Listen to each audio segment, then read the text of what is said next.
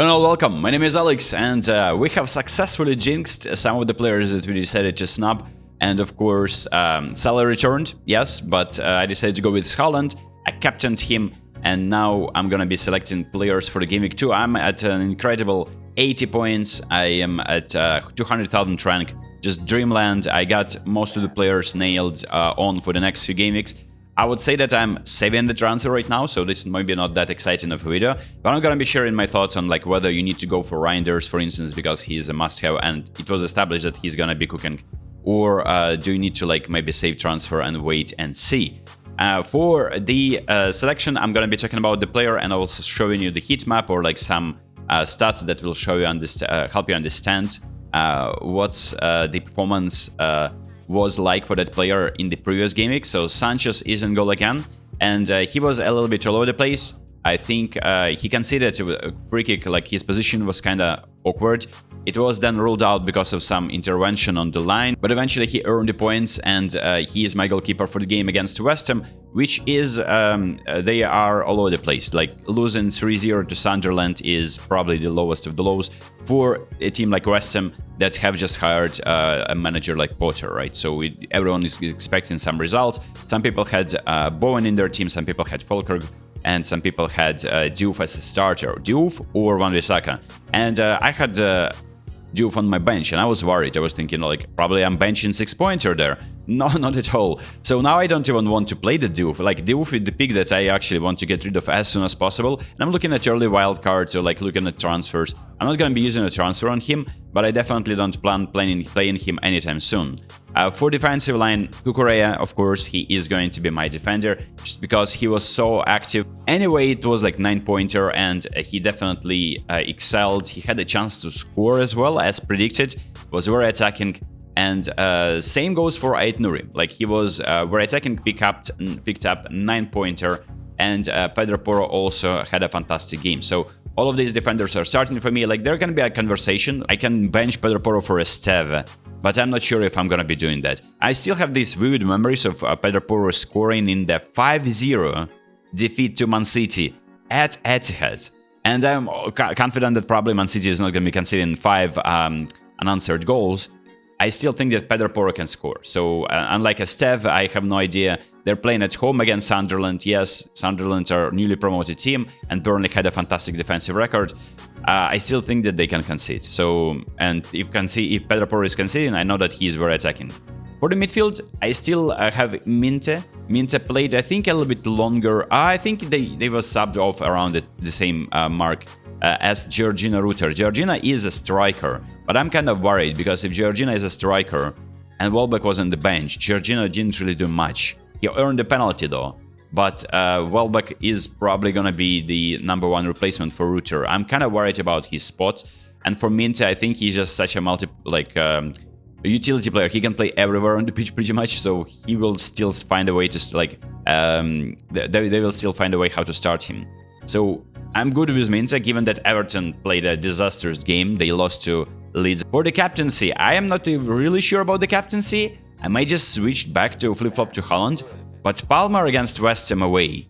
This could be one of those like classic 5-2 games, like, you know, like, or like 3-0. Like, I don't know. It could be a very high-scoring game because of how leaky West Ham were away to Sunderland, and now Chelsea, the World Cup champions, are coming to them, and I think it's not looking good for them. So Palmer is my captain. I don't have João Pedro, and I was really happy to see him blank, but so did Wirtz blank. He had a lot of chances, but his decision making sometimes was a little bit poor. He was subbed off. Not at the 59th minute, like all the fullbacks for Liverpool, screwing up the clean sheet, which Liverpool actually managed to hold up until like 65 or 70th minute. And yeah, so Wirtz, I would have wanted, of course, Gakpo and save 1 million at this point, but I'm still persisting with him, and I need some Liverpool coverage because I'm probably not buying Salah at any point. Unless I'm like rebuilding my team entirely, and I'm getting Salah and Haaland in the same team. And finally, Reinders. So this is the player that, I mean, I don't want to like sound like I'm special, but I really thought about adding him to my team before every other YouTuber did that. But it looks like everyone has Reinders in their team, and it's just such a low-key pick not such a low-key pick, but yeah, people would go for like full premium midfield, Saka, Bruno Fernandes, all the reliable players, and that's a new arrival to the Premier League. But if you were watching him in the Serie A, you probably know that he was almost like he was pretty much a runner-up for the Player of the Year after McTominay. And McTominay won the league, but Milan weren't really performing that well. So I think the grinders, you gotta just get him, and you gotta just. Maybe Tottenham is not really that game to get him. Is he a rotation risk? Like, you can maybe wait and see. But after this, I would get him for sure. And I feel like this is how my team looks like. I'm tripling up on Man City. So it's just like my way of saying that I believe that Man City are gonna be either fighting for the title or winning the title. And in my opinion, they're winning the Premier League. And I don't have any Arsenal players because like the performance against Man United was very poor. And neither Bruno Fernandes nor Saka returned in those games, which were also popular picks in the midfield. But so didn't Rodgers, right? So Rodgers blanked, and they played at home. They were hosting Newcastle, and that was also pretty poor. They were playing with 10 men for like 25 minutes, I think. And it feels like, I don't know, it feels like preseason just fooled us into believing that Rodgers and Watkins is just going to be that prolific duo that... And like, look, they are playing against Brentford, who looked very poor as well themselves. They lost to Nottingham Forest 3-1, so I'm definitely not selling them. But I'm looking at Watkins to Ekitike at some point, because he's in my starting 11 right now. And the other player is, of course, Holland, who may just be the captain. And yeah, so Watkins was pretty poor. The entire team was pretty anonymous. Like, they had like first shot on target in the second half, I think. It was, yeah, not inspiring by any means. But like Haaland is, I think he's on course to beat his own record, right? He looks fresh. He looks like he wants it. And Tottenham were looking shaky a little bit against Burnley, even though they kept a clean sheet.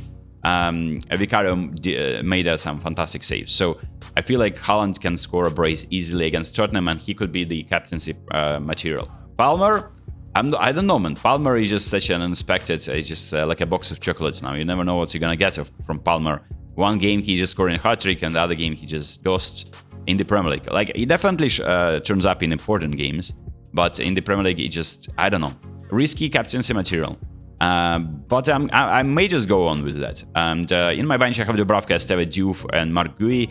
And although the entire bench, even though like all of these players are playing for the team, I wouldn't be bench boosting anytime soon with this. So I may just bench boost after I play wildcard, just because I noticed, like, yeah, I mean, Burnley, I don't know what kind of fixture am I bench boosting right now, like against Sunderland at home, double Burnley defenders like Dubravka and Esteve, and then Diouf against Chelsea. I'm not bench boosting this. And Marc Guéhi, like they have already two other strikers, other strikers which are phenomenal, and Guéhi is not gonna be getting any playtime, I guess, anytime soon. So that is the team selection. Let me know how did you do, and I will talk to you after this game week.